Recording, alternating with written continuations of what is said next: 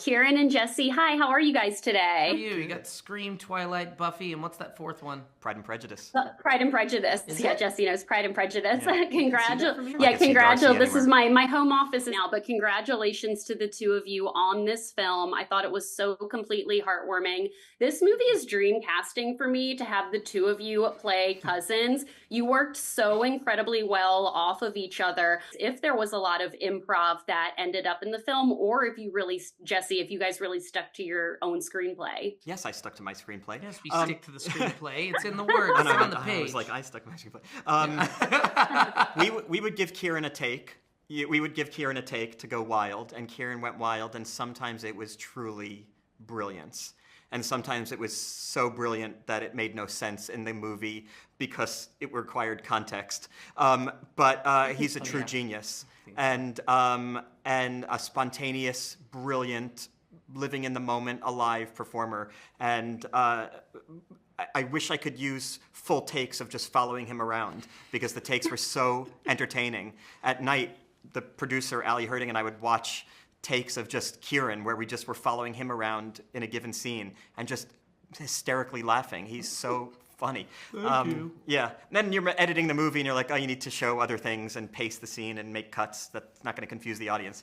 But he's just brilliant. I mean, to me, it was like, because I wouldn't say like improv necessarily, but it was, we would do what was on the page. Sometimes a little thing would eke out here and there depending on what the scene was. Like, you know, when Benji's after James in the cemetery, you know, giving him notes, there would be different temperatures we would sort of play it at, and sometimes things would come out, but it was just because this particular take, maybe Will's doing something else, so something else would just sort of come out. Like, yeah, I feel like improv just sort of implies like, okay, we're doing something funny or something really clever, and I'm trying to enhance the script. The script, it's there on the page, I just want to do that, but sometimes a little reaction or something would come out, and knowing that it's like you say a free take or whatever you called it, it was like knowing that we've shot this and we've gotten everything on page, we can sort of play with it now, and you're in charge of the edit. Get rid of it if you don't want. I loved that cemetery scene. That was easily one of my favorite parts of the film. I also love how Benji weirdly complimented people, telling David he has really nice feet. So Kieran, after working now with Jesse on this film, how would you compliment Jesse? I wouldn't dare to. What about the feet, though? The feet still stand. The feet still stand. They're nice feet. They're not that nice. I was wondering if the feet comment still stood. What did you think? There's a couple close-ups on the feet. Do you like the feet? They looked great, yeah. Yeah, and feel free if you get the Blu-ray to rewind and zoom in. They're good feet. Tarantino style. Yeah. I love the moment with Marsha's character. You know, she says, we just forget sometimes, we just wander through life. We forget how lucky we are. And I thought that that was just such an important theme in the film. What's something that each of you are just grateful for today in your life? Jesse, what's something that you're grateful for? You know, we're both fathers who, you know, I think probably struggle to balance the demands of like this industry, not just the demands of day-to-day work, but really the kind of the demands of putting yourself out there so publicly while also trying to be a parent in a very private, intimate setting where you're not celebrated for anything, where you have to celebrate your child, and how much healthier that feels for me to be in than a situation where I'm talking about myself, right? Yeah, that's dead on. Yeah, I mean, when you ask that question, what are you thankful for? I'm like, oh, that's all. To me, that's all I have. I have the wife and kids. That's my family. That's everything.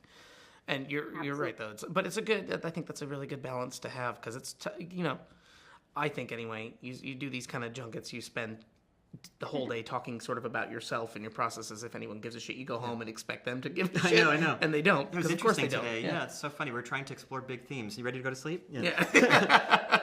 Reading a book. That is a really, really interesting perspective. Yes, you're promoting yourself all day and then you get home and then it's just all about your kids. It's a really, really humbling perspective. I appreciate both of your time so much. Congratulations to the two of you on this film. I can't wait for audience to see it. The odds you put our poster between Scream and Buffy. No, I'm like, I need to put you, you're like giving him like the noogie, there's like, affection. right here. It works. It's on theme.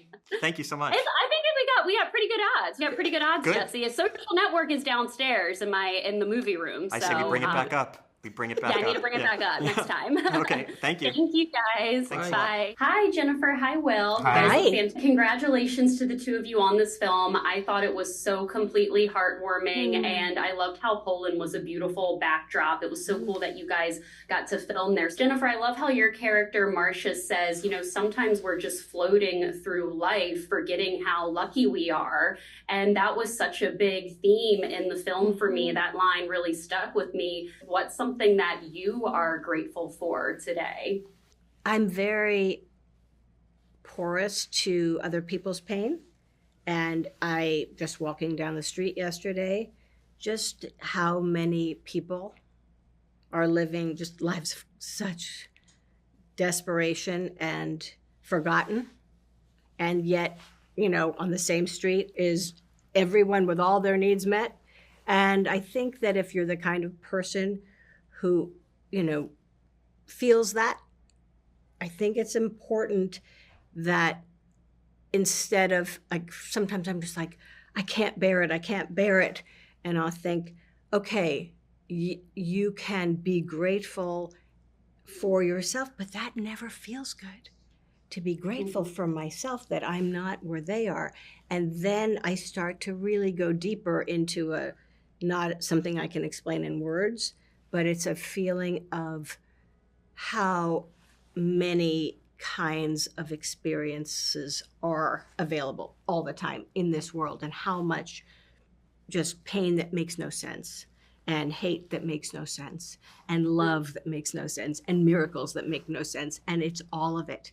And part of what I love about this movie is that it is really an amalgam of all of the things that make up a real life, a real pain, a real journey, a real awakening, a real going to sleep, a real waking up. It's just like what it is to be alive.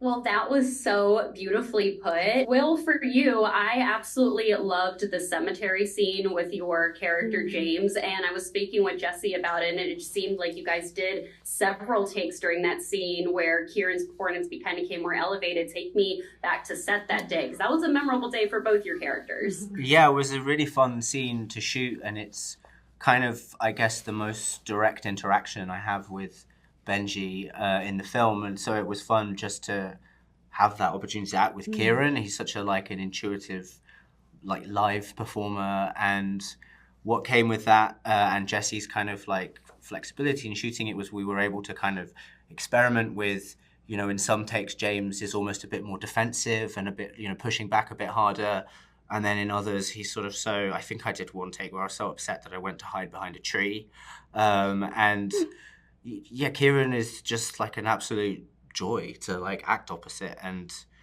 it's the scene where, for James, that's the scene where Benji kind of cracks a piece of him open and he starts to question the way he's been doing things. Maybe, he starts to think, maybe I have been in cruise control. Maybe I could make this a more emotionally connective tour. And he's David, Jesse's character, is fascinated and frustrated by the fact that Benji's just torn into James, and yet James seems to be grateful for it and kind of falling in love with him for it. So yeah, it was a really fun scene to shoot. Yeah, no, it really, really was. Well, they are giving me the wrap. I would chat with the two of you all day about this film, but I'm so excited for audiences to see your performances in this. Jennifer, this is an honor. Ferris Bueller's Day Off is one of the best films of all time. I personally relate to Jeannie. I relate to Jeannie on a personal level in that film. I'm sorry, and you're welcome. That's the best response ever. Thank you both so much for your time today.